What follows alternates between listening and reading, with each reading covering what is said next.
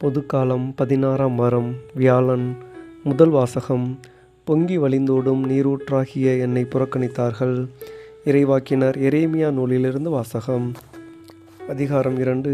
இறைவசனங்கள் 1 முதல் 3, 7 முதல் 8 மற்றும் 12 முதல் 13. ஆண்டவரின் வாக்கு எனக்கு அருளப்பட்டது. நீ சென்று எருசலேம் நகரின் அனைவரும் கேட்கும் முறையில் இவ்வாறு பறைசாற்று. ஆண்டவர் கூறுவது இதுவே: உன் இளமையின் அன்பையும் மணமகளுக்குரிய காதலையும் விதைக்கப்படாத பாலை நிலத்தில் நீ என்னை எவ்வாறு பின்பற்றினாய் என்பதையும் நான் நினைவு கூர்கின்றேன். இஸ்ரேல் ஆண்டவருக்கு அர்ப்பணிக்கப்பட்டது. அவரது அறுவடையின் முதற்கனியாய் இருந்தது. அதனை உண்டவர் அனைவரும் குற்றவாளிகளாயினர். அவர்கள் மேல் தீமையே வந்து சேர்ந்தது என்கிறார் ஆண்டவர். செழிப்பான நாட்டுக்கு அதன் கனிகளையும் நலன்களையும் நுகருமாறு நான் உங்களை அழைத்து வந்தேன். நீங்களோ அந்நாட்டிற்குள் வந்து அதனை தீட்டுப்படுத்தினீர்கள். எனது உரிமை சொத்தை நீங்கள் அருவருப்புக்கு உள்ளாக்கினீர்கள். குருக்கள் ஆண்டவர் எங்கே என்று கேட்கவில்லை. திருச்சட்டத்தை போதிப்போர் என்னை அறியவில்லை. ஆட்சியாளர் எனக்கு எதிராக கலகம் செய்தனர். இறைவாக்கினர் பாகால் பெயரால் பேசி பயனற்றவை பின்பற்றினர். வானங்களே, இதை கண்டு திடுக்கிடுங்கள், அஞ்சி நடுங்கி திகைத்து நில்லுங்கள் என்கிறார் ஆண்டவர். ஏனெனில் என் மக்கள் 2 தீச்செயல்கள் செய்தார்கள். பொங்கி வழிந்தோடும் நீரூற்றாகி என்னை புறக்கணித்தார்கள். தண்ணீர் தேங்காத உடைந்த குட்டைகளை தங்களுக்கென்று குடைந்து கொண்டார்கள். ஆண்டவரின் அருள்வாக்கு. இறைவா, உமக்கு நன்றி. பதிலுரை பாடல். பல்லவி. ஆண்டவரே, வாழ்வு தரும் ஊற்று உம்மிடமே உள்ளது. ஆண்டவரே, வானளவு உயர்ந்துள்ளது உமது பேரன்பு. முகில்களை தொடுகின்றது உமது வாக்கு பெறலாமை. ஆண்டவரே, உமது நீதி இறைவனின் மலைகள் போல் உயர்ந்தது. தீர்ப்புகள் கடல் போல் ஆழமானவை. பல்லவி. ஆண்டவரே, வாழ்வு தரும் ஊற்று உம்மிடமே உள்ளது. கடவுளே, உமது பேரன்பு எத்துணை அருமையானது. மானிடர் இறக்கைகளின் நிழலில் புகலிடம் பெறுகின்றனர். உமது இல்லத்தின் செழுமையால் அவர்கள் நிறைவு பெறுகின்றனர். உமது பேரின்ப நீரோடையில் அவர்கள் தாகத்தை தணிக்கின்றீர். பல்லவி.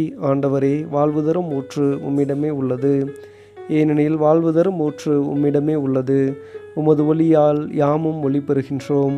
உம்மை அறிந்தோருக்கு உமது பேரன்பையும் நேரிய உள்ளத்தோருக்கு உமது நீதியையும் தொடர்ந்து வழங்கியருளும். பல்லவி. ஆண்டவரே, வாழ்வு தரும் ஊற்று உம்மிடமே உள்ளது. நற்செய்திக்கு முன் வாழ்த்தொலி. அல்லேலூயா, அல்லேலூயா.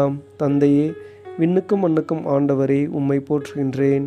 ஏனெனில் விண்ணரசின் மறைபொருளை குழந்தைகளுக்கு வெளிப்படுத்தினீர். அல்லேலூயா. நற்செய்தி வாசகம். விண்ணரசின் மறைபொருளை அறிய உங்களுக்கு கொடுத்து வைத்திருக்கிறது. மத்தேயு எழுதிய தூய நற்செய்தியிலிருந்து வாசகம். அதிகாரம் 13. இறை வார்த்தைகள் 10 முதல் 17 வரை. அக்காலத்தில் சீடர்கள் இயேசுவின் அருகே வந்து, ஏன் அவர்களோடு உவமைகள் வாயிலாக பேசுகின்றீர் என்று கேட்டார்கள். அதற்கு இயேசு அவர்களிடம் மறுமொழியாக கூறியது: விண்ணரசின் மறைபொருளை அறிய உங்களுக்கு கொடுத்து வைத்திருக்கின்றது. அவர்களுக்கோ கொடுத்து வைக்கவில்லை. உள்ளவருக்கு கொடுக்கப்படும், அவர் நிறைவாக பெறுவார். மாறாக இல்லாதவரிடமிருந்து உள்ளதும் எடுக்கப்படும். அவர்கள் கண்டும் காண்பதில்லை, கேட்டும் கேட்பதில்லை, புரிந்து கொள்வதும் இல்லை. இதனால் தான் நான் அவர்களோடு உவமைகள் வாயிலாக பேசுகிறேன். இவ்வாறு எசேயாவின் பின்வரும் இறைவாக்கு அவர்களிடம் நிறைவேறுகிறது: நீங்கள் உங்கள் காதால் தொடர்ந்து கேட்டும் கருத்தில் கொள்வதில்லை, உங்கள் கண்களால் பார்த்து கொண்டே இருந்தும் உணர்வதில்லை. இம்மக்களின் நெஞ்சம் கொழுத்து போய்விட்டது, காதும் மந்தமாகிவிட்டது.